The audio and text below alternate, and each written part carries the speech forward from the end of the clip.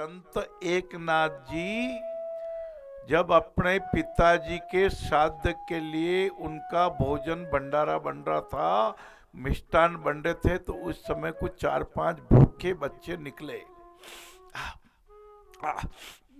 पिताजी पिताजी देसी घी का हलवे की सुगंध आ रही है।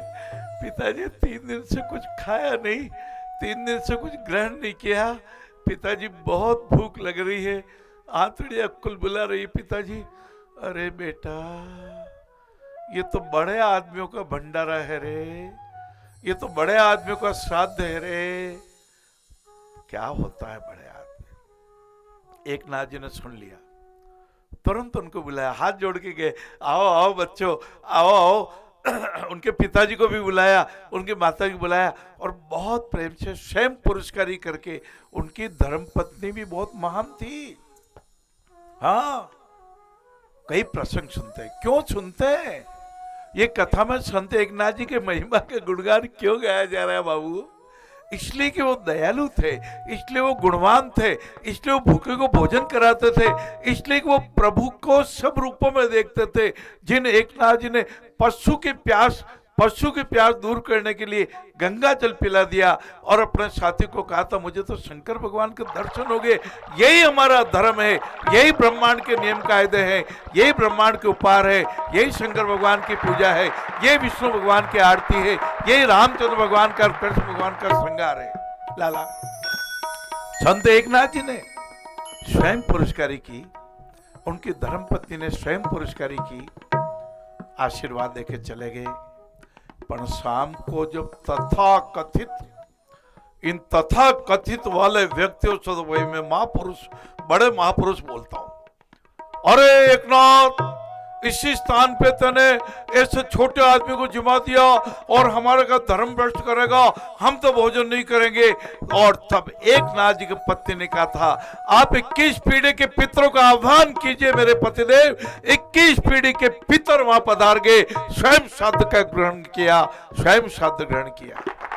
ये धर्म, ये कर्म, ये व्यवहार, ये कर्तव्य, ये नर और नारी एक समान की बात, ये मानव मात्र एक समान की बात, ये जाति वंश एक समान की बात, ये इस धर्म मुझे तो लगता है ब्रह्मांड का नियम है, सनातन धर्म है, सबका धर्म है। भूखे को भोजन कराओ, प्यासे को पानी पिलाओ, बीमार को दवा कराओ, दिव्यांगों को ठीक कराओ, घायल के मरहम पट्टी लगाओ। लाला, और धर्म क्यों आरती करते हैं? इसीलिए करते हैं हमारा मन निर्मल हो जाए। आरती करते हैं, पूजा करते हैं, दीप जलाते हैं। ये दीप जो जला रहे हैं, कहते हैं इसके प्रकाश से, इससे प्रकाश से हमारा हृदय प्रकाशवान हो जाए। और प्रकाशवान जब होता है तो यही भाव आते हैं, भूखे को भोजन के भाव आते हैं। लाला बाबू नरसिंह मेहता जी, उनके कई मित्र कई वर्षों तक महाराज के दर्शन के बाद वो सेवा करते रहे। उनके मित्र ध्यानदास जी, जो गीता जी के श्लोक बहुत बोला करते थे, स्वयं स्थित प्रज्ञ थे। और जब ध्यानदास जी कहते थे, अद्वेष्टा सर्वभूतानि